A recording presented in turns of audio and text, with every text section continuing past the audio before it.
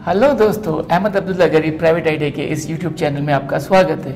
मैं Aslam रुमकर, mechanical ड्रॉसमैन instructor. आज आपसे जिस टॉपिक के बारे में बात करने जा रहा हूं उसका नाम है कॉटर एंड कॉटर जॉइंट। दोस्तों, पिछले वीडियो में हमने जिस टॉपिक को डिस्कस किया था उसका नाम था की। आपने उसमें देखा था इमेज में कि किस तरह एक की एक शाफ्ट को किसी पुली, गियर या फ्लेंजेस के हब के साथ जोड़ने का काम करती है और पावर ट्रांसमिशन में एक एजेंट का काम करती है। मगर जो कॉटर होता है वो किसी भी शाफ्ट को एक दूसरे के साथ जोड़ने के लिए और अलग अलग टाइप के जॉइंट बनाने के लिए इस्तेमाल होता है। इसकी साइज़ के बारे में जब हम बात करें तो हम देख सकते हैं कि हमारे जो कॉटर है उसकी विड्थ जो होगी वो आपके शाफ्ट डाया का 1.3D के बराबर। मतलब अगर शाफ्ट का डाया 10 mm है, शाफ्ट की हाइट स्क्वायर शाफ्ट होने की शक्ल में अगर 10 mm है तो हमारे कॉटर की विड्थ जो होगी वो 13 mm होगी। उसी तरह इसकी थिकनेस के बारे में जब हम बात करें तो हमारा शाफ्ट का डाया या शाफ्ट की हाइट 10 mm है तो इसकी साइज 3 mm के बराबर होगी। और कॉटर जो होता है वो अपनी थिकनेस में नहीं बल्कि अपने विड्थ में टेपर होता है।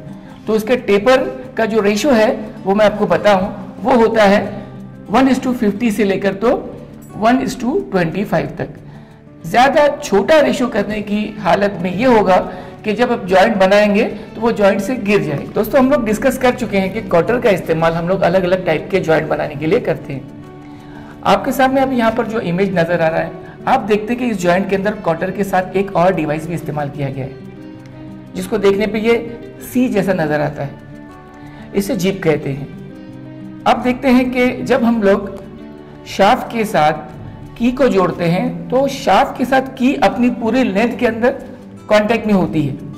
मगर जब हम लोग कॉटर जॉइंट बनाते हैं तो देखते हैं सिर्फ वो एरिया जो जॉइंट के ऊपर, यानी आपके पहले शाफ्ट और दूसरे शाफ्ट या जो जॉइंट इसके जरिए बनाया जा रहा है, जॉइंट के ऊपर ज़्यादा प्रेशर पड़ता है तो इसके टूटने के चांसेस होते हैं, हमारा कॉटर जॉइंट फेल हो सकता है। तो इसको बियरिंग एरिया बढ़ाने के लिए हम लोग एक और डिवाइस साथ में इस्तेमाल करते हैं जिसे हम जिप कहते हैं। दोस्तों, ये पहला जॉइंट है जो हम लोग किसी कॉटर की मदद से बनाते हैं। इसका नाम है सॉकेट एंड स्पाइगॉट जॉइंट। इमेज में आप देख सकते हैं दो रॉड हैं जिनको हमको जोड़ के पावर को ट्रांसमिट करना है। तो एक रॉड एक सिंपल सा रॉड है और दूसरे रॉड में एक स्लीव को बैठने के लिए एक सॉकेट बनाया गया है। आप देखते हैं दोनों में स्लॉट बना हुआ है और एक कॉटर को ऊपर से डाल के हैमर करके जोड़ दिया जाता है। क्योंकि कॉटर अपने विड्थ के अंदर टेपर होता है तो इसमें मजबूती से बैठ के एक शाफ्ट की एक रॉड की पावर दूसरे रॉड को ट्रांसफर करता है। दोस्तों, हमारा अगला जॉइंट है, इसका नाम है sleeve and cotter joint. Image में आप देख सकते हैं किस तरह दो शाफ्ट को एक स्लीव, एक सिलिंड्रिकल स्लीव की मदद से, एक मफ की मदद से जोड़ा गया है। अब इसमें देख सकते हैं कि जो स्लीव है, स्लीव में ऊपर दो स्लॉट बने हुए हैं और दोनों रॉड में एक एक स्लॉट बना हुआ है।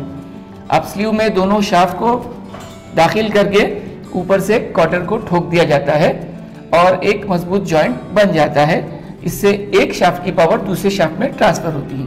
हमारा अगला जॉइंट है, इसका नाम है स्ट्रैप जॉइंट। इमेज में आप देख सकते हैं कि दो स्क्वायर क्रॉस सेक्शन वाले रॉड को आपस में जोड़ने के लिए इनका इस्तेमाल करते हैं। इसमें आप देख सकते हैं कि एक रॉड एक ऑर्डिनरी स्क्वायर रॉड है और दूसरे स्क्वायर रॉड के एंड पे एक फोर्क बना होता है। फोर्क में हमारा जो स्क्वायर रॉड है उसको दाखिल किया जाता है और वहाँ पर एक कॉटर को ठोक दिया जाता है।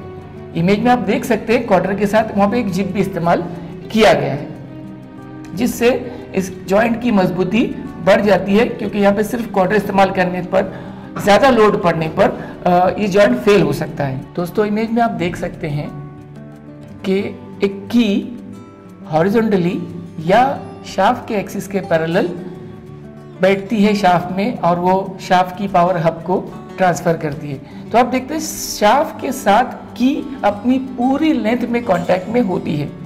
तो यहाँ पर जो लोड पड़ता है वो शेयर या टॉर्शनल लोड होता है, शेयर स्ट्रेस या टॉर्शनल स्ट्रेस होती है। और कॉटर शाफ्ट के एक्सिस के परपेंडिकुलर बैठता है और पावर को ट्रांसमिट करता है।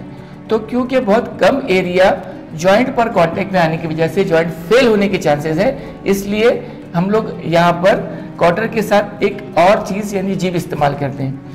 क्वार्टर इस्तेमाल करने पे दोस्तों जो शेयर और कंप्रेसिव स्ट्रेस पैदा होता है, इसकी वजह से हम लोग यहाँ पर क्वार्टर जॉइंट के अंदर जिप को इस्तेमाल करते हैं। तो आइए दोस्तों हम देखते हैं कि और किस तरह से क्वार्टर के कॉम्बिनेशन में हम लोग जिप इस्तेमाल कर सकते हैं। 3 इमेज आपको एक साथ दिखाए जा रहे हैं। यहाँ पर आप देखिए, ए में आप देख सकते हैं कि बस एक क्वार्टर इस्तेमाल किया गया और पावर ट्रांसमिशन का काम हो रहा है। लोड कम है और एक रॉड से दूसरी रॉड में पावर को ट्रांसमिट करना है, ऐसी जगह पर हम लोग सिर्फ क्वार्टर की मदद से पावर ट्रांसमिशन कर सकते हैं, जॉइंट बना सकते हैं। अगली जो है बी, उसमें हम देख सकते हैं हमने क्वार्टर के साथ एक जिप भी इस्तेमाल किया है। और आपको मालूम है दोस्तों, क्वार्टर अपनी विड्थ के अंदर टेपर होता है, तो यहाँ पे हमने जो क्वार्टर इस्तेमाल किया है वो अपनी विड्थ के अंदर एक साइड टेपर है। जब हमने सी देखते हैं, आप देखते हैं वहां पे हमने एक क्वार्टर के साथ 2 जिप इस्तेमाल किए हैं। तो ऐसी सूरत में आपको जो क्वार्टर इस्तेमाल करना है वो अपनी विड्थ में दोनों साइड टेपर होता है, ताकि जिप के टेपर के साथ वो मैच हो और जॉइंट बन जाए। तो दोस्तों उम्मीद करता हूँ ये बातें आपको पसंद आई होगी। वीडियो पसंद आने की सूरत में आप इसको लाइक करें और हमारे चैनल को सब्सक्राइब करें। Thank you.